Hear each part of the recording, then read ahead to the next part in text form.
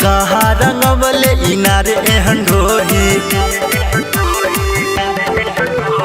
होली में गजब तू के लेगे गोरी, कहाँ रंगवले इनारे एहन ढोरी। रंग हरियर पियर लाल में हमरो सा लगावाले सबर की, रंगवाले न गोर दुनु गाल गे। हमरो सा लगावाले सबर की, रंगवाले न गोर दुनु गाल गे।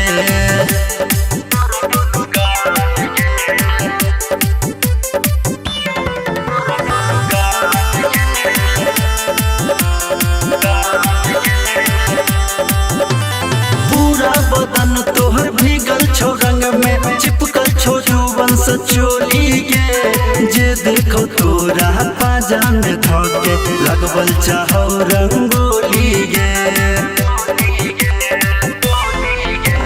पूरा बदन तोहर भीगल छो रंग में, चिपकल छो जुबन से चोली गे।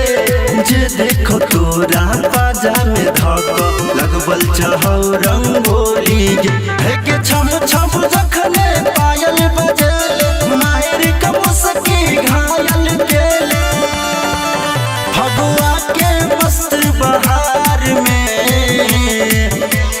हमरो सा लगवाले सबर की, रंगवाले न गोर दुनु गाल गे।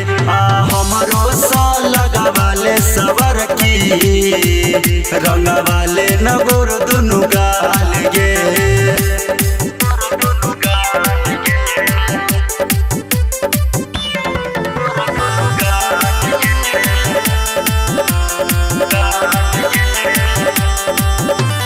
राइटर मनोज के कोरा में बैठ कर रंग बेले बुचे समान गे।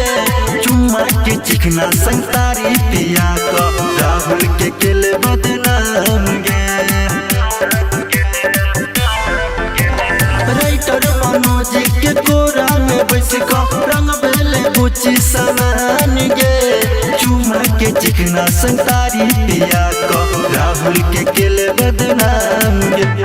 गुड्डू विवेक के मन मोहिले लही, हाथ घुसिया का रंग लगावे लही। गिरला हंग सलाल गुलाल गे।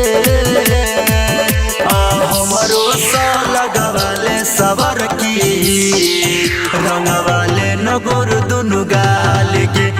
हमरो सा लगवाले सबर की, रंगवाले न गोर दुनु गाल।